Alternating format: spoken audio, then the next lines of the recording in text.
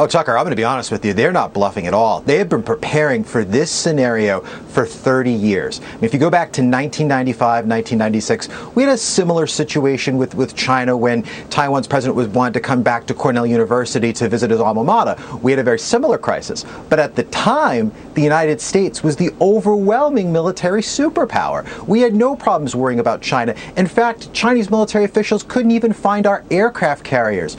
Today, the situation is very different. The Chinese have prepped for this scenario. They have thousands of ballistic, cruise missiles, hypersonic missiles, carrier killer missiles. So if there was ever a war between the United States and China, the first thing they're going to do is they are going to attack with a bolt from the blue. They're going to destroy our satellites in orbit. They're going to destroy our communications equipment. We're not going to be fighting about transgender issues on TikTok anymore because TikTok's not going to work in the United States. And then they're going to destroy our aircraft carriers, destroy all of our bases in Asia. This has all been war gamed out. I've actually fought this war in simulators for over 10 years. You know what happens every time, Tucker? We lose.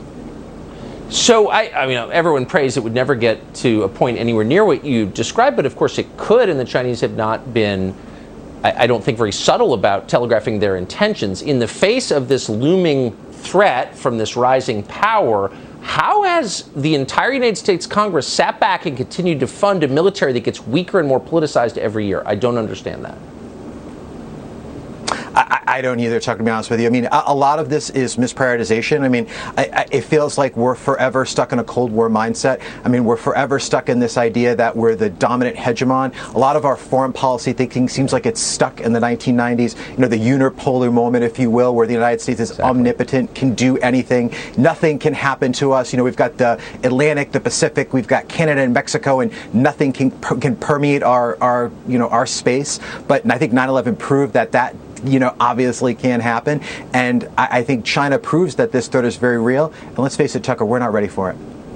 Yeah, and if this moment doesn't freeze the renewable energy cult in its tracks and makes a laughingstock of anybody who suggests turning our grid over to China, I don't know, honestly, what will. Harry, great to see you tonight. Thank you for